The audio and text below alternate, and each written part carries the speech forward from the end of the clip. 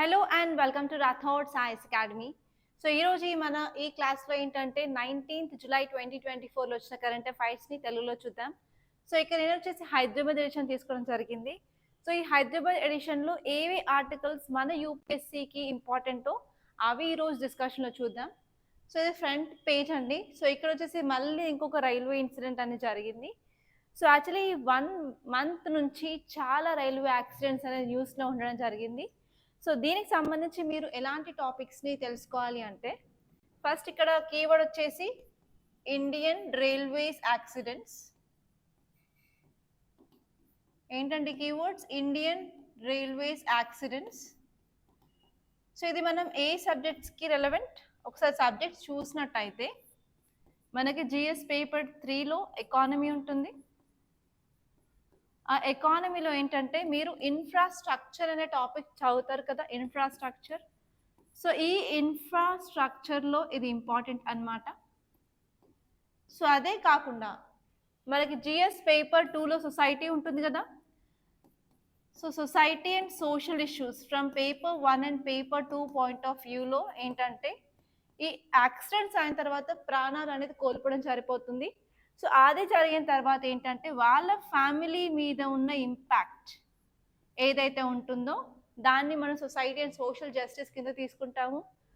అదే కాకుండా మనకి ఇక్కడ జిఎస్ పేపర్ 2లో ఇంటర్నేషనల్ రిలేషన్స్ ఉంది కదా. ఇక్కడ ఇండియన్ రైల్వేస్ ఇంటర్నేషనల్ రిలేషన్స్తో ఎలా మనం కనెక్ట్ చేసుకోవాలి అంటే మనకి యూరోపియన్ కంట్రోల్ సిస్టమ్, మనకి యూరోపియన్ కంట్రోల్ సిస్టమ్ అనేది ఉంది కదా. సో రీసెంట్గా మన గవర్నమెంట్ ఏం చెప్పింది అంటే కవర్డ్ సిస్టమ్ కాకుండా మనం యూరోపియన్ కంట్రోల్ సిస్టమ్ని అడాప్ట్ చేసుకోవాలని ఈ కవర్డ్ సిస్టమ్ని స్లో చేశాము అని చెప్పారు. సో అందుకని ఈ యూరోపియన్ కంట్రోల్ సిస్టమ్ మనకి ఎప్పుడు వస్తుంది ఏంటి అని అది ఇంటర్నేషనల్ రిలేషన్లో చదువుకోవచ్చు. అదే కాకుండా మనకి జిఎస్ పేపర్ 1లో జియోగ్రఫీ ఉంటుంది కదా. సో జియోగ్రఫీలో మనకి ట్రాన్స్పోర్టేషన్ అనే టాపిక్ ఉంటుంది. ఈరోజు విలాస్ సార్ కూడా అదే చెప్పారు క్లాస్లో, ఆడవాళ్ళు ఎలా రైల్వేస్లో మూవ్ అవుతారు అని కొంచెం కామెడీ అనేది చేశారు కదా క్లాస్లో. సో అదేంటంటే transportation from GS paper 1 geography కింద తీసుకోవచ్చు. అండ్ నెక్స్ట్ వచ్చేసి ఇదే టాపిక్ మనం సైన్స్ అండ్ టెక్నాలజీలో కూడా చదువుకోవచ్చు జిఎస్ పేపర్ 3లో. అది ఎక్కడ ఎగ్జాక్ట్గా అంటే మన ఇండియాలో ఇలా ట్రైన్ యాక్సిడెంట్స్ జరగకుండా ఉండడానికి మనం కవచ్ అనే సిస్టమ్ని యూజ్ చేయడం జరిగింది, కవచ్ సిస్టమ్. సో ఈ కవచ్ సిస్టమ్ గురించి చదివినప్పుడు మనకి సైన్స్ అండ్ టెక్నాలజీలో టచ్ అవుతుంది అనమాట. సో ఓవరాల్గా చూస్తే ఇక్కడ ఎన్ని సబ్జెక్ట్స్ మనం కవర్ చేస్తున్నాము? ఫస్ట్ వచ్చే science and technology, economy, Geography, society and social justice, international relations. మొత్తం వచ్చి 5 సబ్జెక్టులతో ముడిపడిన టాపిక్ అనమాట. ఓకే, సో ఇది పక్కన పెడితే మనం ఏ డైమెన్షన్స్ ఇక్కడ చదవాలి, అసలు ఏమేమి తెలుసుకోవాల్సిన అవసరం ఉంది అంటే ఫస్ట్ వచ్చేసి ఇలా ఫ్రీక్వెంట్గా ఇండియన్ రైల్వేస్లో యాక్సిడెంట్ జరగడానికి గల కారణాలు, రీజన్స్ ఏంటి అని చూసుకోవాలి. నెక్స్ట్ వచ్చి ఈ కవచ్ సిస్టమ్ అంటే ఏంటి, అది కాకుండా యూరోపియన్ యూరోపియన్ కంట్రోల్ సిస్టమ్ అంటే ఏంటి,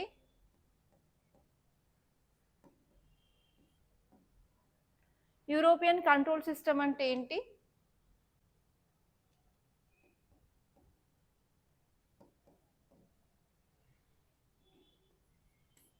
అకౌంటబిలిటీ అంటే జవాబుదారీతనం ఎవరు, ఇప్పుడు ఎవరు దీనికి అకౌంటబుల్, ఆర్ ఎవరు ఇక్కడ రీజనబుల్, ఎవరు ఇన్ఫర్మేషన్ ఇవ్వాలి, ఎవరు ట్రాన్స్పరెంట్, ఎవరు అకౌంటబుల్.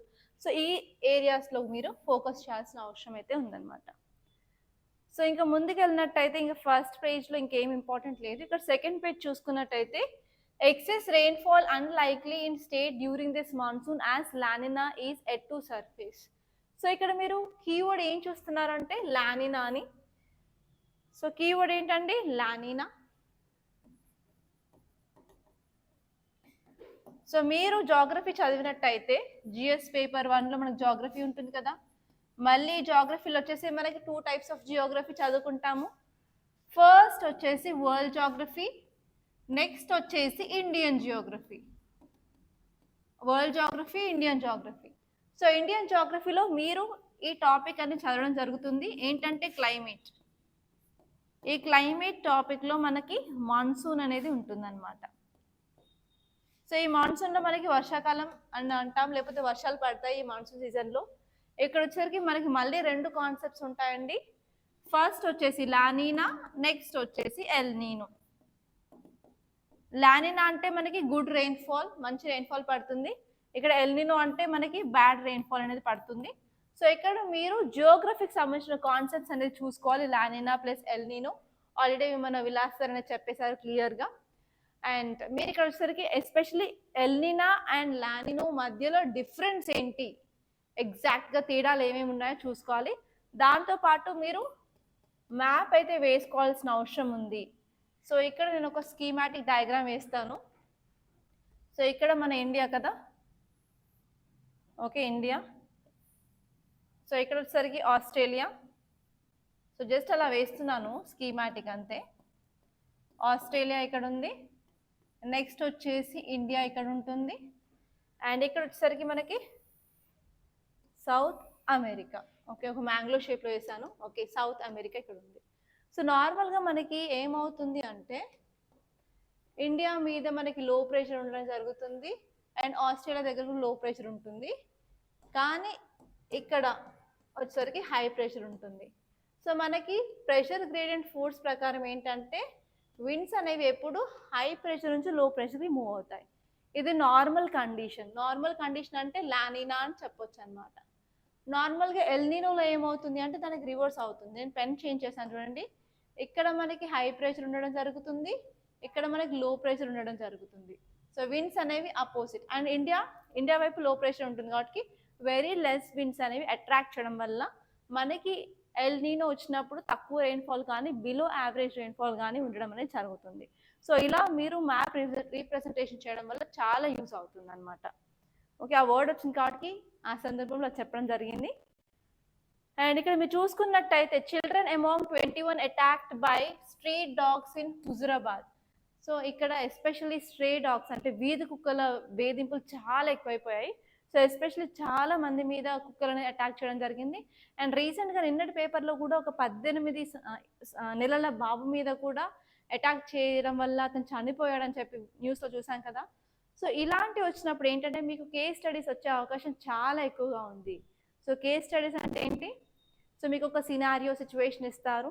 ఆ సిచ్యువేషన్లో మిమ్మల్ని ఒక మున్సిపల్ కమిషనర్ గాను, హెడ్ ఆఫ్ ద డిపార్ట్మెంట్ కాను, ఎంప్లాయీ కాను మిమ్మల్ని ఊహించుకొని సో మీరు అక్కడ ఉన్నట్టయితే ఎలాంటి యాక్షన్ తీసుకోగలరు, సో ఎలాంటి ఆప్షన్స్ అనేవి మీకు ఉన్నాయి, ఆ ఆప్షన్స్ యొక్క పాజిటివ్స్ నెగటివ్స్ ఏంటి అని అన్ని చూసుకోవాల్సిన అవసరం అయితే ఉంది కదా. సో అదనమాట మీ కేస్ స్టడీ. సో అలా ఇలాంటి కేస్ స్టడీ ఇచ్చేసి మీరు municipal officer or municipal commissioner అని ఒక పోస్ట్ అనేది మీకు ఇవ్వడం జరుగుతుంది. సో దీన్ని ఈ ప్రాబ్లమ్ని మీరు ఎలా సాల్వ్ చేస్తారు అని కూడా మీ క్వశ్చన్ వచ్చే అవకాశం ఉంది. సో ఇలా మీరు ప్రిపేర్ అవ్వాలన్నమాట కేస్ స్టడీస్కి. ఓకే సో ఇక్కడ హైదరాబాద్ పేజ్ వచ్చేసరికి ఒక బ్లాస్ట్ అనేది జరిగిందండి. ఎక్కడ అంటే కెమికల్ ఫ్యాక్టరీలో ఒక బ్లాస్ట్ అనేది జరగడం జరిగింది. సో దానివల్ల ఏంటంటే no qualified staff or cooling system. ఎందుకు ఈ తప్పు జరిగింది, ఎందుకు ఈ బ్లాస్ట్ జరిగిందంటే అసలు కూలింగ్ సిస్టమ్స్ అనేవి లేవు, and also well qualified and technical skills ఉన్న లేబర్ అనేది అక్కడ లేదు, స్టాఫ్ లేకపోవడం వల్ల ఇలాంటి ఇన్సిడెంట్ అనేది జరిగిందని చెప్తున్నారు. సో ఈ ఆర్టికల్ మనం ఎక్కడ చూడొచ్చండి, మనకి ఇండస్ట్రియల్ డిజాస్టర్స్ అనే టాపిక్ ఉంది కదా, ఇండస్ట్రియల్ డిజాస్టర్.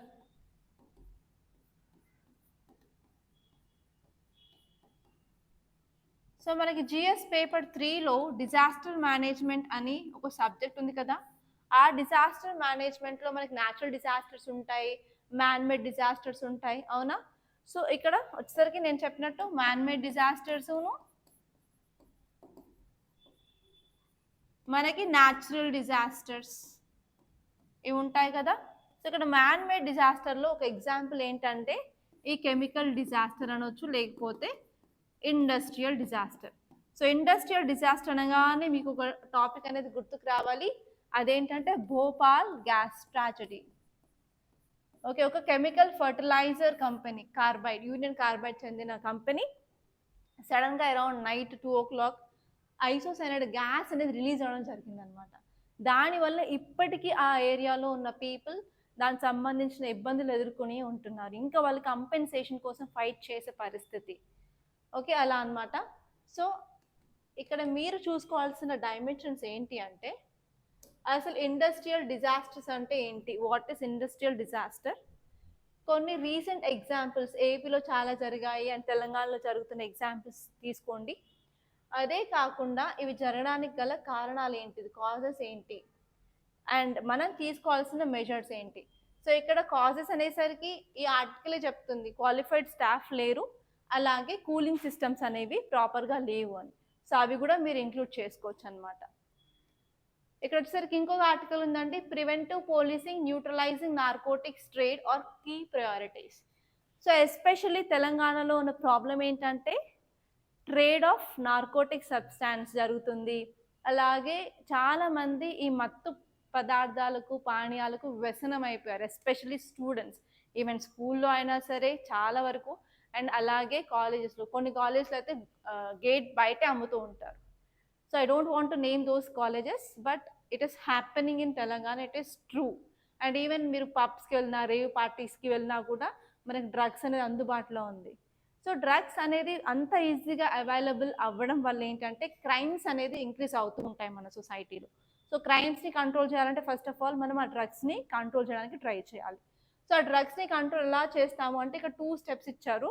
ఒకటి ఏంటంటే ప్రివెంటివ్ పోలీసింగ్, నెక్స్ట్ వచ్చేసి న్యూట్రలైజింగ్ నార్కోటిక్ ట్రేడ్. సో మీరు ఏదైనా సరే కేస్ స్టడీ కానీ ఆన్సర్ కానీ రాస్తున్నట్టయితే ఈ నార్కోటిక్ ట్రేడ్ మీద ఆ 2 పాయింట్స్ అనేది ఇంక్లూడ్ చేయడానికి ట్రై చేయండి. అలా ఇంక్లూడ్ చేయడం వల్ల మీ ఆన్సర్కి వాల్యూ అనేది పెరుగుతుంది. ఓకే, సో ఇప్పుడు మీరు ఇంకా ఫర్దర్కి వెళ్ళినట్టయితే ఎడిటోరియల్ పేజ్లో మ్యాక్సిమం అన్ని ఆర్టికల్స్ ఇంపార్టెంట్ అండి ఈరోజు. సో ఆర్టికల్ వచ్చేసి India and A case for strategic economy. So ఇక్కడ మీరు చూసుకోవాల్సిన వర్డ్, ఇంపార్టెంట్ కీవర్డ్ ఏంటంటే స్ట్రాటజిక్ ఎకానమీ. ఈ స్ట్రాటజిక్ ఎకానమీ ఎందుకు న్యూస్లో ఉంది అంటే యుఎస్ అంబాసిడర్ ఇండియా మీద ఒక కామెంట్ చేయడం వల్ల ఇప్పుడు స్ట్రాటజిక్ ఎకానమీ అనేది న్యూస్లో ఉంది. సో ఎందుకు యుఎస్ అంబాసిడర్ ఇండియా మీద కామెంట్ చేశారు అంటే దీనికి కొంచెం హిస్టరీ ఉందండి. హిస్టరీ ఏంటంటే ఇండియా రష్యా రిలేషన్స్కి ఇది ఇండైరెక్ట్గా రిలేట్ అయింది. ఎందుకంటే రీసెంట్గా మన ప్రైమ్ మినిస్టర్ రష్యాకి విజిట్ చేశారు, అండ్ అక్కడ ఏంటంటే రష్యా ఉక్రెయిన్ కాన్ఫ్లిక్ట్ మీద ఫోకస్ చేయడం జరిగింది, కానీ పెద్దగా అక్కడ వచ్చిన చేంజెస్ ఏం లేవు. కాకపోతే యుఎస్లో వాషింగ్టన్లో ఈ నేటో సమ్మిట్ అనేది జరుగుతుందన్నమాట. నేటో అంటే North Atlantic Treaty Organization summit అనేది జరగడం జరిగింది. సో ఇదే టైంలో మన ప్రైమ్ మినిస్టర్ కాస్త రష్యాకి వెళ్ళడం వల్ల మనకి యుఎస్ అంబాసిడర్ అనేది ఒక స్టేట్మెంట్ ఇవ్వడం జరిగింది అనమాట. సో స్ట్రాటజిక్ ఎకానమీ అంటే ఏంటంటే వేరే కంట్రీస్ ఇన్ఫ్లుయెన్స్ లేకుండా మన ఓన్గా మన ఫారెన్ పాలసీలో డెసిషన్ తీసుకున్నట్టయితే దాన్ని స్ట్రాటజిక్ ఎకానమీ అనడం అంటారనమాట. సో ఇక్కడ ఏంటి అంటే మీరు కొంచెం బ్యాక్ వెళ్ళి హిస్టరీ చూసుకోవాలండి. సో ఆ హిస్టరీ ఏంటంటే మీరు 1960స్కి వెళ్ళినట్టయితే అప్పుడు మనకి కోల్డ్ వార్ ఎరా ఉందన్నమాట. ఆ కోల్డ్ వార్ ఎరాలో 2 పవర్ బ్లాక్స్ ఉన్నాయి. ఫస్ట్ వచ్చేసి యుఎస్ఏ ఒక సైడ్ ఉందండి, నెక్స్ట్ వచ్చేసి యుఎస్ఎస్ఆర్ ఇంకో సైడ్. సో 2 పవర్ బ్లాక్స్ ఉన్నాయన్నమాట. సో అప్పుడు ఏంటంటే మిగతా కంట్రీస్ అందరినీ అడిగారు వాళ్ళు, మీరు ఎటువైపు ఓకే చెప్తారు, యుఎస్ఏ సైడ్ ఉంటారా యుఎస్ఎస్ఆర్ సైడ్ ఉంటారా అని. అప్పుడు ఇండియా ఏం చేసింది అంటే మేము అప్పుడే కొత్తగా ఇండిపెండెంట్ అయ్యాము బ్రిటిష్ నుంచి, మాకు కొన్ని ఛాలెంజెస్ అనేవి ఉన్నాయి లైక్ పావర్టీ, హంగర్ అవన్నీ. సో వాటి మీద మేము ఫోకస్ చేయాలి, మేము ఇప్పుడంతలో ఏ కంట్రీ వైపు మేము నిలబడము అని చెప్పేసింది అనమాట. దాన్ని ఏమంటారు అంటే టెక్నికల్ టర్మ్స్లో నామ్, నాన్ అలైన్మెంట్ మూవ్మెంట్ అంటారు. సో ఇండియా నామ్ తెచ్చినప్పటికీ కూడా కొద్ది గొప్ప రష్యా సైడ్ అనేది ఫేవర్గానే ఉంది. అందుకే ఇండియా రష్యా అనేది ఆల్ వెదర్ ఫ్రెండ్స్ అని అంటాం. క్లియరే కదా? ఓకే, సో ఇప్పుడు ఈ ఆర్టికల్ వచ్చేసి ఏ సబ్జెక్ట్కి ఇంపార్టెంట్ అండి? ఇంటర్నేషనల్ రిలేషన్స్ ఎక్కడ వస్తుంది? GS paper 2. అండ్ ఈ టాపిక్ నుంచి మీరు ఓన్లీ మెయిన్స్ సంబంధించిన క్వశ్చన్ మాత్రమే వస్తుంది, ప్రిలిమ్స్కి సంబంధించింది మాత్రం వచ్చే ఛాన్స్ అయితే లేదు. ఓకే, ఇది క్లియర్గా గుర్తుపెట్టుకోండి. సో ఒక్కసారి మనం ఈ ఆర్టికల్ని క్లియర్గా చూసినట్టయితే, దానికంటే ముందు 2 ఆర్టికల్స్ అనేది నేను చూపించాలి. సో నిన్నటి పేపర్లో మనం కన్వర్ యాత్ర, కన్వర్ రూట్ అని విన్నాం కదా. సో దాని గురించి కొన్ని ఇంపార్టెంట్ ఫ్యాక్ట్స్ అనేది చూద్దాం ఇక్కడ. ఇదేంటంటే ప్రతి సంవత్సరం ఈ కన్వర్ అంటే ఏంటంటే, కన్వర్ అంటే ఒక బ్యాంబూ స్టిక్‌ని భుజం మీద పెట్టుకొని అటు సైడ్, ఇటు సైడ్ వాటర్ అనేది మోయడం జరుగుతుంది. ఆ స్టిక్ పేరు కన్వర్ అనమాట. ఆ కన్వర్ అనే పేరు వల్ల ఈ యాత్రకి కన్వర్ యాత్ర అని అంటారనమాట. సో, ఇది ప్రతి సంవత్సరం హిందూ పిల్గ్రిమేజ్ వాళ్ళు చేస్తూ ఉంటారు. In the month of July or August, especially ఆషాఢ మాసం, శ్రావణ మాసంలో ఇది చేస్తూ ఉంటారు. సో, ఇదేంటి అంటే ఇందులో మిలియన్స్ ఆఫ్ భక్తులు, ఓకే, మిలియన్స్ ఆఫ్ భక్తులు ఏం చేస్తారు, వాళ్ళని కన్వర్యార్స్ అనడం లేకపోతే క్రియాస్ అనడం జరుగుతుంది. సో వాళ్ళు పిల్గ్రిమేజ్కి ట్రావెల్ చేస్తారు. ఏ సైట్స్కి వెళ్తారు అంటే హరిద్వార్, గోముఖ్, గంగోత్రి ఉత్తరాఖండ్లో, నెక్స్ట్ సుల్తాన్గంజ్ ఇన్ బీహార్లో, next Prayagraj, Ayodhya and Varanasi in UP. So ఇలాంటి ప్లేసెస్కి వెళ్తారు. వెళ్ళేసి ఏం చేస్తారు అంటే వాటర్ అనేది తీసుకురావడం జరుగుతుంది, గంగా రివర్లో ఉన్న వాటర్. సో మనకి 12 జ్యోతిర్లింగాస్ ఉన్నాయి కదా, సో ఆ జ్యోతిర్లింగాస్లో ఉన్న శివుడికి ఆ వాటర్తో అభిషేకం చేస్తే వాళ్ళకి ఆశీస్సులు వస్తాయి, లేకపోతే బ్లెస్సింగ్స్ వస్తాయని వాళ్ళ నమ్మకం అనమాట. ఓకే, సో ఇదనమాట యాత్ర గురించి, అంత మించి ఏం లేదు. సో నేను ఇదొక ఆర్టికల్ని మనం ఢిల్లీ ఎడిషన్లో చూడడం జరిగింది. ఇదేంటంటే 800 ఎలిఫెంట్స్ అనేవి కేరళలో గత 8 సంవత్సరాలుగా చనిపోతున్నాయని చెప్పారు. అంటే మీరు యావరేజ్ తీసుకుంటే ప్రతి సంవత్సరంలో అరౌండ్ 100 ఎలిఫెంట్స్ ఉండేది ఇంత, అవునా? సో 100 చనిపోతున్నాయి అంటే చాలా పెద్ద విషయమే కదా. సో ఎందుకు చనిపోతున్నాయి కూడా మనం తెలుసుకోవాల్సిన అవసరం ఉంది. సో ఎందుకు చనిపోతున్నాయి, మనకెందుకు మేడం అని అంటే, మనకెందుకు కాదు, మనం ఎన్వైరన్మెంట్ అండ్ ఈకాలజీ చదివినప్పుడు మనం కన్జర్వేషన్ మీద ఫోకస్ చేస్తాం కదా, అంటే యానిమల్స్ని ప్రొటెక్ట్ చేయాలి అని. సో అలాగే మన గవర్నమెంట్ కూడా కొన్ని ప్రోగ్రామ్స్ తీసుకురావడం జరిగింది. ఎస్పెషలీ టైగర్ని ప్రొటెక్ట్ చేయడానికి ప్రాజెక్ట్ టైగర్ ఉంది, అదే కాకుండా ఎలిఫెంట్ని ప్రొటెక్ట్ చేయడానికి ప్రాజెక్ట్ ఎలిఫెంట్ ఉంది, రైనోస్ని ప్రొటెక్ట్ చేయడానికి ప్రాజెక్ట్ రైనో ఉంది. సో ఇక్కడ ఆల్రెడీ మనకి ప్రాజెక్ట్ ఎలిఫెంట్ ఉంది కదా, అయినప్పటికీ కూడా ఎందుకు ఇలా డెత్స్ జరుగుతున్నాయని తెలుసుకోవాలన్నమాట. సో ఇక్కడ వచ్చేసి 2 ఇంపార్టెంట్ రీజన్స్ అండి. సో 8 సంవత్సరాలలో కేరళలో 800 ఏనుగులు చనిపోయాయి. సో దానివల్ల మనం ఫోకస్ చేయాలి. ఫస్ట్ వచ్చేసి ఏంటంటే 40% చిన్న చిన్న ఏనుగు పిల్లలు ఉంటాయా, సో వాటికి ఏంటంటే మోర్టాలిటీ రేట్ అనేది ఎక్కువ ఉండడం జరిగింది.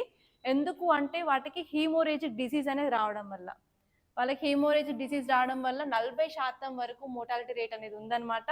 అదే కాకుండా మనం దేని మీద ఫోకస్ చేయాలి ఇప్పుడు, వాళ్ళ యొక్క హ్యాబిటాట్స్ని ప్రొటెక్ట్ చేయాలి, వాళ్ళ హ్యాబిటాట్స్ నుంచి బయటికి రాకుండా చూసుకోవాలి.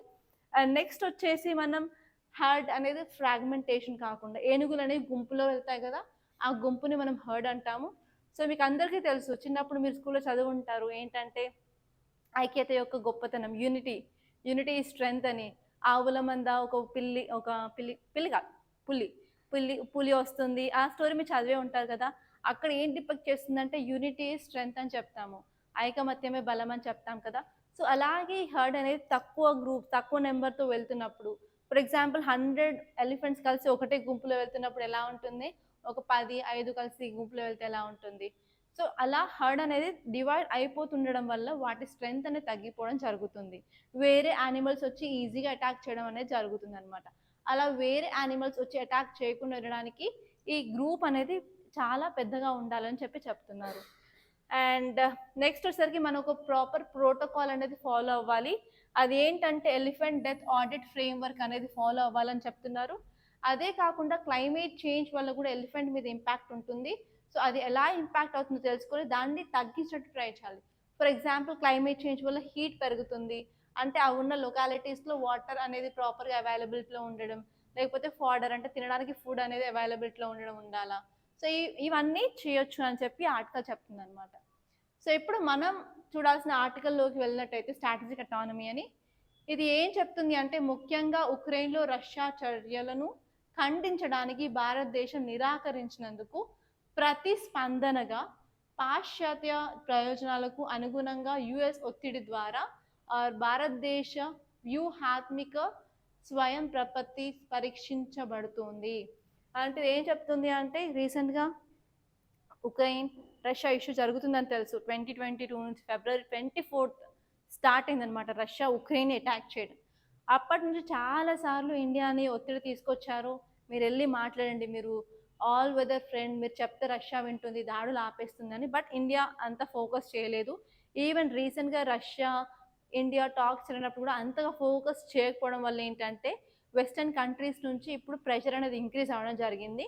ఇప్పుడు వాళ్ళు క్వశ్చన్ చేస్తున్నారు స్ట్రాటజిక్ అటానమీ ఏంటి అని. అది అన్నమాట స్ట్రాటజిక్ అటానమీ అంటే ఆ కాన్సెప్ట్ మన ఇంటర్నేషనల్ రిలేషన్స్లో స్టేట్స్ యొక్క నిర్ణయాలు అనమాట. వాళ్ళ యొక్క నేషనల్ పాలసీ నేషనల్ ఇంట్రెస్ట్ని ఏ భంగం కలగకుండా వాళ్ళు ఎలాంటి డెసిషన్ తీసుకుంటున్నారు ఏ కంట్రీ ఇన్ఫ్లుయెన్స్ లేకుండా, దాన్నే మనం స్ట్రాటజిక్ అటానమీ అంటున్నాము. సో ఇదన్నమాట. సో ఇప్పుడు ఈ ఆర్టికల్ చూసినట్టయితే India stands on Russia's action in Ukraine reflects commitment to strategic autonomy. So మేము వెళ్ళి అక్కడ మాట్లాడట్లేదు, మాకు అవసరం లేదు, ఓన్లీ మా ఫారిన్ పాలసీ ఏంటో మాకుంది అని చెప్పి ఇది ఇక్కడ ఇలా ఉంటుంది అని చెప్పారు. అండ్ అదే కాకుండా ఇప్పుడు ఇండియా యుఎస్ రిలేషన్షిప్ కూడా ఏంటంటే మన స్ట్రాటజిక్ అటానమీ మీద క్వశ్చన్ అనేది రేస్ చేయడం జరిగింది. అలా మనం ఎలా ఫాలో చేస్తున్నాము, ఎలా చేయాలి, ఫ్యూచర్లో ఎలా గిట్ ఆన్ అవ్వాలి అని చెప్పి ఆర్టికల్ ఇచ్చారు. సో ఇక్కడ మీరు ఫోకస్ చేయాల్సింది ఏంటంటే అసలు ఈ స్ట్రాటజిక్ అటానమీలో ఉన్న కీ పాయింట్స్ ఏంటి అంటే ఫస్ట్ ఏ కంట్రీకైనా ఇండిపెండెంట్ డెసిషన్ మేకింగ్ పవర్ అనేది ఉండాలి. అంటే డిఫెన్స్లో కానీ డిప్లొమాటిక్ రిలేషన్స్లో కానీ ఎకనామిక్ రిలేషన్స్లో కానీ వేరే కంట్రీ యొక్క ఇన్ఫ్లుయెన్స్ ఉండకూడదు. అండ్ నెక్స్ట్ వచ్చేసి బ్యాలెన్స్ ఇన్ ఇంటర్నేషనల్ రిలేషన్స్. మనం ఏ కంట్రీతో అయితే రిలేషన్షిప్లో ఉన్నామో వాళ్ళతో రిలేషన్షిప్ బాగా మెయింటైన్ చేయాలని ఉంటుంది. సో నెక్స్ట్ వచ్చేసి self Reliance in defence and technology. So ఇప్పుడు మన యొక్క టెక్నాలజీ మన యొక్క ట్రేడ్లో మనం సెల్ఫ్ సఫిషియెంట్ ఉన్నప్పుడు మనం వేరే కంట్రీ అనేది ఇన్ఫ్లుయెన్స్ చాలా తక్కువగా ఉంటుంది అని చెప్తున్నారు. ఫర్ ఎగ్జాంపుల్ మనం ప్రొడక్షన్ చేయకుండా ఓన్లీ ఇంపోర్ట్స్ మీద బతకగలిగితే, ఫర్ ఎగ్జాంపుల్ అన్ని ఇంపోర్ట్స్ మనం చైనా నుంచి తెచ్చుకుంటున్నాం అనుకోండి, సడన్గా చైనా అనేది ఎక్స్పోర్ట్ స్టాప్ చేస్తే ఏమవుతుంది ఇండియా గతి. సో మనకి ప్రోడక్ట్స్ అనేది దొరకవు. అప్పుడు ఏంటంటే చైనా చెప్పిన కండిషన్స్ అన్నీ ఒప్పుకోవాల్సి వస్తుంది. అంటే అప్పుడు చైనా ఇన్ఫ్లుయెన్స్ అనేది ఇండియాలో ఉంటుంది కదా. సో అలా ఉండకుండా మనం అంటూ సెల్ఫ్ రిలయన్స్ ఉండాలి అని చెప్పి ఆర్టికల్ చెప్తుంది. అండ్ నెక్స్ట్ వచ్చేసి ఎకనామిక్ పాలసీస్ కూడా మనం సెల్ఫ్ సఫిషియన్సీ మీద ఫోకస్ చేయాలి. అంటే మన డొమెస్టిక్ ప్రొడక్షన్ని ఇంక్రీజ్ చేయాలి అన్నట్టు చెప్తున్నారు. అదే కాకుండా ఒకే కంట్రీ మీద మనం ట్రేడ్ డిపెండ్ అవ్వకుండా అదే డిఫరెంట్ కంట్రీస్ నుంచి కొంత మనం రిలేషన్స్ అనేది మెయింటైన్ చేయాలి అని చెప్తున్నారనమాట. ఓకే, అర్థమైందా? సో మీకు ఇక్కడ క్వశ్చన్ ఇవ్వడం జరిగింది, try to answer this question అండి. ఏంటంటే వ్యూహాత్మిక స్వయం ప్రపత్తి భావన మరియు సమకాలీన భౌగోళిక రాజకీయ ప్రకృతి దృశ్యంలో భారతదేశానికి దాని ప్రాముఖ్యత గురించి చర్చించండి అని చెప్తున్నారు. సో ఏంటంటే జస్ట్ స్ట్రాటజిక్ ఆటోనమీ అంటే ఏంటి, దాని యొక్క ఇంపార్టెన్స్ అంటే ఏంటి అని అడుగుతున్నారు అనమాట ఇండైరెక్ట్గా. So next important article of the day అండి ఏంటంటే the issue with tree planting schemes. So చాలా స్కీమ్స్ ఉన్నాయండి ఏంటంటే చెట్లను నాటడం చెట్లను పెంచడం అనే స్కీమ్స్. ఫర్ ఎగ్జాంపుల్ మీకు మియావాకి తెలిసే ఉంటుంది. మియావాకి ఏంటంటే అర్బన్ ఏఫారెస్ట్రేషన్ స్కీమ్. దాని మీద 2021లో ఆల్రెడీ ప్రిలిమ్స్ క్వశ్చన్ వచ్చేసిందండి. అండ్ అది ఏంటంటే Japanese technique of increasing of forest in urban areas. అదే కాకుండా మన తెలంగాణలో స్కీమ్స్ ఏమున్నాయండి, హరితహారం ఉంది. సో ఏపీలో అలాంటి స్కీమ్స్ ఏమున్నాయి నాకు అంత ఐడియా లేదు. ఒకసారి మీరు ఏపీ అయితే కంపల్సరీ కమెంట్ అయితే చేయండి అలాంటి స్కీమ్ ఏదైతే ఉందో. సో ఇప్పుడు ఏంటంటే మనకి చాలా ట్రీ ప్లాంటింగ్ స్కీమ్స్ ఉన్నాయి. అండ్ అసలు ట్రీ ప్లాంటింగ్ స్కీమ్స్ ఎందుకు, మనకు ఆల్రెడీ ఫారెస్ట్ ఉన్నాయి కదా, కానీ మనం మళ్ళీ ఎందుకు ట్రీ ప్లాంటింగ్ చేయాలి అది తెలుసుకోవాలి. అది కాకుండా ఈ ట్రీ ప్లాంటింగ్ స్కీమ్స్లో ఉన్న ఛాలెంజెస్ ఏంటి, మనకి ఇష్యూస్ ఏంటో అవి కూడా చూసుకోవాలన్నమాట. సో ఫస్ట్ వచ్చేసి ఈ చెట్లు పెంపకం పథకాలు ప్రజాదరణ పొందాయి. అయితే తరచుగా సమావేశ ప్రమేయం మరియు నాటడం అనంతర చర్యలు పర్యావరణ ప్రమాదాలను కలిగిస్తాయి. అంటే ఏంటి, వస్తారు చెట్లు పెట్టేళ్తారు, దాని తర్వాత ఎవరు చూసుకుంటారు, చూసుకునే మానవుడు ఉంటారా, ఎస్పెషల్లీ అర్బన్ ఏరియాస్లో. అది ఒకటి. అండ్ ఈవెన్ కమ్యూనిటీ పార్టిసిపేషన్ అంటే సరిగ్గా ఉండదు అనమాట. దానివల్ల మనం ఎన్ని స్కీమ్స్ తీసుకొచ్చినా కూడా అవి ఫెయిల్యూర్ అవ్వడానికి అవే కారణాలు. సో ఇప్పుడు మీరు ఆర్టికల్ చూసినట్టయితే మనం ఎందుకు పెంచాలి అంటే ఎక్స్ప్లాయిటేషన్ ఆఫ్ ఫారెస్ట్ రిసోర్స్ అనేది జరుగుతుంది, అది కూడా అన్కంట్రోల్డ్ వేలో అండ్ అన్సస్టైనబుల్ ప్రాక్టీసెస్ అనేది జరగడం జరుగుతుంది. సో మనిషి ఎంత గ్రేట్ అంటే జస్ట్ 20th century స్టార్ట్ అయిన దగ్గర నుంచి 10 మిలియన్ స్క్వేర్ కిలోమీటర్స్ అడవుల్ని మింగేశాడు. ఓకే, సో మనిషి అనుకుంటే ఏదైనా సాధించవచ్చు అనమాట. మీరు జస్ట్ ఎగ్జామ్స్ ఏంటి చిటికలో సాధించవచ్చు. సో అంత పవర్ ఉంటుంది హ్యూమన్ కెపాసిటీకి. ఎప్పుడైనా సరే మన కెపాసిటీని అండర్ ఎస్టిమేట్ చేసుకోవద్దు. మనకు 10% ఉంది అంటే నాకు 50% ఉంది అనే కాన్ఫిడెన్స్ మీరు స్టార్ట్ చేస్తే ఆటోమేటిక్గా మీ గోల్ ఏదైనా సరే మీరు కంపల్సరీ క్లియర్ చేయడానికి ఛాన్స్ ఉంటుంది. ఓకే, ఫస్ట్ మీరు ఏం చేయాలంటే మిమ్మల్ని మీరు నమ్మండి. పక్క వాళ్ళు నమ్మకున్నా ఏం లేదు, అండ్ ఇంట్లో వాళ్ళు నమ్మకున్నా ఏం లేదు. ఫస్ట్ మిమ్మల్ని మీరు నమ్మినట్టయితే అక్కడ నుంచి మీ స్టెప్ ఫర్ సక్సెస్ అనేది స్టార్ట్ అవుతుంది. నమ్మి ఏదైనా పని చేస్తే కంపల్సరీ సక్సెస్ అవుతుంది. Okay, yes. ఇప్పుడు ఈ ఆర్టికల్ చూసుకున్నట్టయితే వరల్డ్ బ్యాంక్ ఏం చెప్తుంది, 10 మిలియన్ స్క్వేర్ కిలోమీటర్స్ల ఫారెస్ట్ని అయిపోయాయి అనమాట, మింగేశారు ఫ్రమ్ 20th సెంచరీ నుంచి.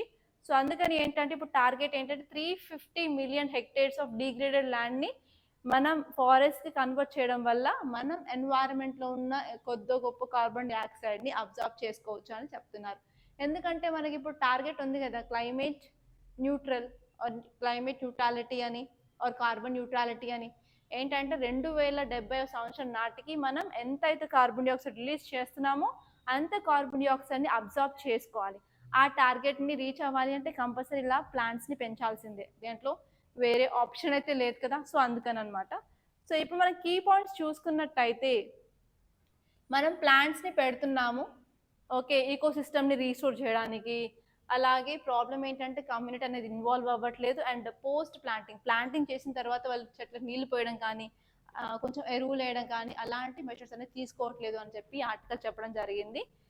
ఓకే, సో అండ్ ఇంకోటి ఏంటంటే ప్లాంట్స్ నాటినప్పుడు ఏంటంటే ఆ లొకాలిటీస్లో వాటర్ ఉందా లేదా, ఆ లొకాలిటీస్లో వర్షాలు వస్తాయా లేవా, ఎడారి ప్రాంతమా, సో అక్కడ వాటర్ టేబుల్ ఎంత ఉంది, అవన్నీ చూసుకొని మనం ప్లాంటింగ్స్ అనేది పెట్టడం వల్ల లాంగ్ టర్మ్లో సస్టైన్ అవుతాయని చెప్పి ఆర్టికల్ చెప్తుంది. ఓకే, సో అంతే అండి. అది కాకుండా మనకి ఒక సొల్యూషన్ ఉంటుంది ఏంటంటే ట్రీ ఐలాండ్స్ అనేది క్రియేట్ చేయడం వల్ల ఒకటే ఏరియాలో చాలా మొక్కలు అనేది పెంచవచ్చు అని చెప్పి ఈ ఆర్టికల్ చెప్తుంది. సో నెక్స్ట్ వచ్చేసి ట్రేడ్ టాక్ట్ అంటే ఏంటంటే జస్ట్ మనకి ట్రేడ్ డెఫిసిట్ ఉంది అని చెప్తుంది అనమాట. సో ఎస్పెషలీ ఇది జూలై మంత్, లాస్ట్ మంత్లో మనకి ట్రేడ్ డెఫిసిట్ అనేది చాలా రెట్లు ఇంక్రీజ్ అయినట్టు చెప్తున్నారు. ట్రేడ్ డెఫిసిట్ అంటే ఏం లేదండి, ఇంపోర్ట్స్ అనేవి ఎక్కువగా ఉంటాయి ఎక్స్పోర్ట్స్తో కంపేర్ చేస్తే. సో ఈ కండిషన్ని మనం ట్రేడ్ డెఫిసిట్ అని అంటాము. సో ఇప్పుడు మీరు ఈ ఆర్టికల్ చూసుకున్నట్టయితే జూన్లో భారతదేశ వస్తువుల ఎగుమతులు పెరిగాయి, అయితే వాణిజ్య లోటు, చమురు దిగుమతులు మరియు క్షీణిస్తున్న రత్నాలు మరియు ఆభరణాల ఎగుమతులపై ఆందోళనలు కొనసాగుతూనే ఉన్నాయి. అంటే ఆర్టికల్ ఏం చెప్తుంది అంటే ఎక్స్పోర్ట్స్ ఇంపోర్ట్స్ పెరిగాయి, అయినప్పటికీ ఆయిల్లో డెఫిసిట్ వస్తుంది. అదే కాకుండా exports of gems and jewellery అనేది తగ్గిపోయింది అని ఆర్టికల్ చెప్తుంది అనమాట. సో ఇప్పుడు మీరు చూసుకున్నట్టయితే ఇండియాలో గూడ్స్ ఎక్స్పోర్ట్స్ అనేవి పెరిగాయి కంపేర్ టు లాస్ట్ ఇయర్ కానీ దానికంటే ముందు నెలకు కానీ. అయినప్పటికీ మనం ఇంపోర్ట్స్ ఎక్కువ చేసుకోవడం వల్ల ట్రేడ్ డెఫిసిట్ అనేది ఉంది అని చెప్తుంది. సో ఎస్పెషలీ ఆయిల్ డెఫిసిట్ అనేది ఉంది. అంటే నార్మల్గా మనం క్రూడ్ ఆయిల్ అనేది వెస్టర్న్ కంట్రీస్, గల్ఫ్ కంట్రీస్ నుంచి తెచ్చుకుంటాం కదా. సో ఎక్కువ మొత్తంలో తెచ్చుకుంటాం ఎందుకంటే మన ఇండియాలో ఆయిల్ రిజర్వ్స్ అంతగా లేవు కాబట్టి. సో నెక్స్ట్ వచ్చేసి ప్రాపర్గా జెమ్స్ అంటే వజ్రాలు అండ్ జ్యువెలరీ అంటే గోల్డ్. ఓకే, గోల్డ్ సంబంధించిన ఐటమ్స్ అనేవి మనం నార్మల్గా ఇంపోర్ట్ చేసుకుంటాం. గోల్డ్ని మనం ఎలా ఇంపోర్ట్ చేసుకుంటాం అంటే బిస్కెట్స్ లాగా ఇంపోర్ట్ చేసుకుంటాము. దాన్ని మళ్ళీ ప్రాసెస్ చేసేసి డిఫరెంట్ నగలు చేసేసి ఆ నగలను మళ్ళీ ఎక్స్పోర్ట్ చేస్తామన్నమాట. ఆ జెమ్స్ ఆ జ్యువెలరీలో తక్కువ ఎక్స్పోర్ట్స్ అయ్యాయని చెప్తున్నాయి. అంతేకాకుండా ఈవెన్ మన ఇండియాలో ఇంపోర్టెడ్ గూడ్స్కి డిమాండ్ ఎక్కువ పెరగడం వల్ల కూడా ఇంపోర్ట్ బిల్ అనేది పెరగడం జరిగింది. సో నెక్స్ట్ వచ్చేసి వేరే కంట్రీస్లో ఇన్ఫ్లేషన్ అనేది తగ్గుతుంది అండ్ దానివల్ల ఏంటంటే ఇంట్రెస్ట్ రేట్ మీద కూడా ఇంపాక్ట్ ఉండడం వల్ల ఓవరాల్ బూస్ట్ అనేది జరిగింది, కానీ తక్కువ మొత్తంలో జరిగిందని చెప్తున్నారు. అండ్ ఈవెన్ పాలసీ షిఫ్ట్స్ అవ్వడం వల్ల కూడా మనకి కొంచెం ఇంపాక్ట్ అనేది అయితే ఉంది అని చెప్తున్నారు. అండ్ నెక్స్ట్ వచ్చేసి does India have enough laws to combat superstition. So ఇది నా ఫేవరెట్ ఆర్టికల్ అండి. సో ఇక్కడ మీరు ఏంటంటే ఫోకస్ చేయాల్సిన సూపర్స్టిషన్. సో సూపర్స్టిషన్ అంటే తెలుగులో మూఢనమ్మకాలు అంటారు. సో మీ అందరికీ చాలా మందికి మూఢనమ్మకాలు తెలిసే ఉంటుంది. ఫర్ ఎగ్జాంపుల్ నేను బయటికి వెళ్తున్నప్పుడు ఎవరైనా తుమ్మితే ఇప్పుడే వెళ్ళొద్దు, కొద్దిసేపు కూర్చొని వెళ్ళు, వాటర్ తాగి వెళ్ళు అంటారు. ఫర్ ఎగ్జాంపుల్ వెళ్తుంటే మధ్యలో పిల్లి వస్తే అపశకనం అంటారు, ఇంట్లోకి వెళ్ళు అంటారు. ఫర్ ఎగ్జాంపుల్ ఎస్పెషల్లీ మ్యాచెస్ చూడడానికి, ఎంగేజ్మెంట్ అంటే అమ్మాయి అబ్బాయిని చూసుకోవడానికి వెళ్తారు కదా పెళ్ళికి ముందు, అప్పుడు పాము వస్తే అటు నుంచి అంటే రిటర్న్ అవుతారు, ఇంకా అటు సైడ్ వెళ్ళని కూడా వెళ్ళరు. ఓకే, అది కాకుండా ఇప్పుడు ఎక్లిప్స్ వస్తాయి కదండి, గ్రహణం పట్టింది అంటారు, సోలార్ ఎక్లిప్స్ కానీ లూనార్ ఎక్లిప్స్ కానీ, ఆ టైంలో అసలు తినొద్దు అంటారు, తాగొద్దు అంటారు. ఎస్పెషల్లీ ఇంకా ప్రెగ్నెంట్ ఉమెన్ అయితే అటు ఇటు కదలొద్దు అంటారు. అండ్ ఎస్పెషలీ ఆ టైంలో చాక్తో ఏది కట్ చేయొద్దు అంటారు. ఓకే. అండ్ నెక్స్ట్ వచ్చేసి కొన్ని ఫేమస్గా ఉంటాయి కదా. ఆ, అమావాస్య రోజు అసలు శ్మశాల వైపు వెళ్ళకూడదు, శ్మశానాలకి ఆ రోజు భూతాలు వస్తాయి, డాన్స్ ఆడుతూ ఉంటాయి, మీరు ఎక్కడికి వెళ్ళొద్దు అంటారు. అండ్ ఈవెన్ రాత్రిపూట గోర్లు కట్ చేయొద్దు అంటారు, లేకపోతే ఆ రోజు ఈ రోజు హెయిర్ కట్ చేసుకోవద్దు అంటారు. సో ఇవన్నీ ఎందుకు, ఇవన్నీ పాటించడం కరెక్టేనా? ఎందుకంటే మీరు educated. For example night time గోర్లు ఎందుకు కట్ చేయొద్దు అంటారు అంటే అవి అక్కడిక్కడ పడిపోతాయి, ఫుడ్లో పడతాయి, లేకపోతే ఏమైనా పడతాయి, అది తిన్నప్పుడు ఏంటంటే కడుపులో డైజెషన్ కాదు, జీర్ణం అవ్వదు అని చెప్పి అది హెల్త్కి బాగోదు కాబట్టి వద్దు అని చెప్తారు. సో కానీ ఇప్పుడు అడ్వాన్స్మెంట్స్ వచ్చాయి, అప్పుడు అసలు లైట్స్ లేవు కానీ ఇప్పుడు ఫుల్ లైట్స్, ఎక్కడ చూసినా లైట్సే ఉన్నాయి. సో ఇప్పుడు కూడా చేసుకోవద్దు అంటే కరెక్ట్ కాదు కదా. And next one here is, మీరు నైట్ టైంలో గోల్డ్ కట్ చేసుకోవడం వల్ల చేయి కట్ అవుతుంది, బ్లీడింగ్ అవుతుంది, సో దానివల్ల కూడా వద్దు అని చెప్తారు. కానీ ఇప్పుడు మనకి ఎక్సలెంట్ ఎల్ఈడి లైట్ సిస్టమ్ ఉంది, సో ఇప్పుడు ఎందుకు కంటిన్యూ చేయొద్దు? ఓకే. సో అలా. అండ్ నెక్స్ట్ వచ్చేసి ఒక ట్రైబల్ దాంట్లో నాకు బాగా గుర్తుందండి, ఏంటంటే చిన్న సూది, ఓకే మన సూది ఉంటుంది, సూదిని బాగా కాల్చేసి పుట్టిన పిల్లలకి ఇన్ఫెక్షన్స్ రాకుండా వాటితో వాతలు పెడతారండి బాడీ అంతా. సో చిన్న బేబీ అంటే ఎంత సెన్సిటివ్గా ఉంటుంది, జస్ట్ వాళ్ళ చేతులు పట్టుకుంటే ఎంతో స్మూత్గా ఉంటాయి, అలాంటి వాతలు పెట్టడం వల్ల వాళ్ళకి ఎంత నొప్పి కలుగుతుంది? కరెక్టేనా ఇలా చేయడం? ఇలా మూఢనమ్మకాలు. ఫర్ ఎగ్జాంపుల్ చిన్నపిల్లలు నైట్ నిద్రలో ఏడవడం అలా చేస్తే ఏం చేస్తారు, డైరెక్ట్ తీసుకెళ్ళి ఒక మంత్రగాడి దగ్గర తీసుకెళ్ళి మంత్రిస్తారు, లేకపోతే విభూది అది తీసుకొచ్చి బాడీ అంతా పూయడం జరుగుతుంది, లేకపోతే ఊదని చెప్పి కాలుస్తూ ఉంటారు. ఓకే. సో అది కరెక్టేనా అలా చేయడం? దానివల్ల రీజన్ ఏంటి? సో అలా ఎందుకు అని అడిగితే వాళ్ళ దగ్గర రీజన్ మాత్రం ఉండదు, కానీ ఫాలో అవ్వాలి, వాళ్ళు బ్లైండ్గా ఎందుకు ఫాలో అవుతున్నారు? సో అదనమాట ఈ ఆర్టికల్ సంబంధించింది. సో రీసెంట్గా ఏమైంది, మన హత్రస్లో స్టాంపెడ్ తొక్కిసలాట జరిగి చాలా మంది చనిపోయారు కదా. సో అలాంటి రిలీజియస్లో కూడా మనం ఇప్పటికీ సూపర్ స్టిషన్ అనేది ఫాలో అవుతున్నాము. సో అలాంటి దానికి మనం ఎలా అరికట్టాలి అని చెప్పి ఆర్టికల్ అనమాట. మనకి నేషనల్ లెవెల్లో ఒక యాంటీ సూపర్ స్టిషన్ లా అనేది అవసరమా లేదా అని డిబేట్ జరగడం అనేది జరిగిందనమాట. సో ఒక్కసారి ఈ ఆర్టికల్ని చూసినట్టయితే మన భారతదేశం యొక్క విషాదకరమైన తొక్కిసలాట తర్వాత మూఢనమ్మకాలను ఎదుర్కోవడానికి చట్టాల సమర్థతపై చర్చను ఎదుర్కొంటుంది. సో రీసెంట్గా హర్తస్లో తొక్కిసలాట జరిగింది, చాలా మంది చనిపోయారు అనమాట. అందుకని ఇప్పుడు మనం ఏమి డిబేట్స్లో ఉంది అంటే యాంటీ సూపర్ స్టిషన్ లా అనేది న్యూస్లో ఉందన్నమాట. సో జాతీయ మూఢనమ్మకాల నిరోధక చట్టం యొక్క ఆవశ్యకత మరియు ఇప్పటికే ఉన్న చట్టాలను అమలు చేయడంలో ఉన్న సవాళ్లను నిపుణులు చర్చిస్తున్నారు. అండ్ ఈవెన్ బ్లాక్ మ్యాజిక్ ఉంటుంది, అంటే లైక్ చెరుతుబాటు అంటారు. సో అలాంటివి ఉన్నాయా నిజంగా? దయ్యాలు భూతాలు అంటారు, వాటిని వదిలిస్తున్నారు అంటారు, అది నిజంగా సూపర్ స్టిషన్ అనేది నిజంగా సైన్సా? సో ఏదైనా చేసినప్పుడు ఏంటంటే మీరు ఎడ్యుకేటెడ్ కాబట్టి దానికి రిలేటెడ్ సైన్స్ తెలుసుకొని మాత్రమే చేయాల్సిందిగా నేను కోరుకుంటున్నాను. సో జస్ట్ బ్లైండ్గా పేరెంట్స్ ఆ జనరేషన్ ఈ జనరేషన్ ఫాలో అవ్వారని చెప్పి మీరు మాత్రం ఫాలో అవ్వకండి. సో ఇప్పుడు మీరు చూసుకున్నట్టయితే రీసెంట్గా స్టాంపెడ్ జరిగింది, అరౌండ్ 120 పీపుల్ చనిపోయారు. ఒక చిన్న తొక్కిసలాట్లో, ఒక రిలీజియస్ సంబంధించిన సూపర్ స్టేషన్లో 120 పీపుల్ తొక్కిసలాట చనిపోయారంటే చిన్న విషయం కాదు, అసలు చాలా పెద్ద విషయం కదా. సో అందుకని మనకి ఏదైనా సరే నేషనల్ లెవెల్లో యాంటీ సూపర్ స్టిషన్ లా ఉందా లేదా, సో దాన్ని ఎలా, మనకు ఆల్రెడీ ఉన్న ఎక్స్‌ప్లాయిటెడ్ పాలసీస్ని ఎలా ఎదుర్కొనాలి, సో వాటికి ఒక యూనిఫామ్ లీగల్ ఫ్రేమ్వర్క్ అని తీసుకొస్తే ఇలాంటివి జరిగినప్పుడు ఏంటంటే ఈజీగా మనం అరికట్టవచ్చు. ఇంకొకటి ఏంటంటే ఒక 15 డేస్ ఆర్ 20 డేస్ బ్యాక్ ఒక తాత గ్రాండ్ ఫాదర్ గ్రాండ్ సన్ని చంపేశారండి, కూతురు కొడుకుని. ఎందుకంటే మంచి రోజు పుట్టలేదు, మంచి రోజు పుట్టకపోవడం వల్ల ఆ కుటుంబానికి అపశకమనం అని చెప్పి కత్తి తీసుకొని పొడి చేసి చంపిన సిచ్యువేషన్ ఉంది. సో ఇప్పుడు 21st సెంచరీలో కూడా అలా జరగడం ఏంటి అనే పెద్ద క్వశ్చన్ వల్ల ఎప్పుడు ఇవన్నీ జరుగుతున్నాయి, ఏంటంటే యాంటీ సూపర్స్టిషన్ లా అనేది అవసరమా లేదా అని. Okay, state laws may have broad definitions and enforcement challenges. So అందుకని ఏంటంటే మన ట్రెడిషన్స్ని కూడా పరిగణించి వాటికి సంబంధించి యాంటీ సూపర్స్టిషన్ లా తీసుకురావాలనేది ఈ ఆర్టికల్ చెప్తుందనమాట. సో మీరు ఎంతవరకు దీన్ని ఆమోదిస్తారు, ఎంతమంది దీన్ని సపోర్ట్ చేస్తారు, ఎంతమంది దీనికి అగెయిన్స్ట్గా ఉన్నారో జస్ట్ కామెంట్ బాక్స్లో చెప్పండి. ఓకే, సో ఇవండి ఈరోజు important articles from our Hindu. And ఇంతటితో నేను కంప్లీట్ చేస్తున్నాను, వైండప్ చేస్తున్నాను. అండ్ మళ్ళీ రేపు మళ్ళీ కొత్త కరెంట్ అఫైర్స్తో మీ ముందుంటాను. Until then please do like this video, share this video, and do subscribe to this new channel of Rathod's IAS. Thank you so much for watching, guys.